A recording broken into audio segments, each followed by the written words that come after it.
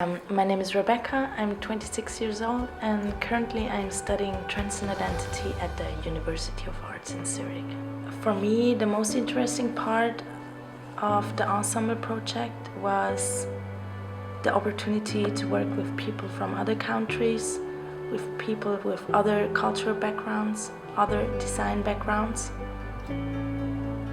Our concept for this project was called the Circle of Knowledge.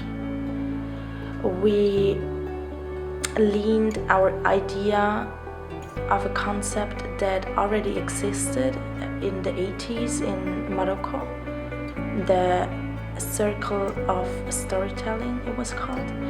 And the idea was to bring an alternative way of education. People could share their knowledge and other people could be inspired by them.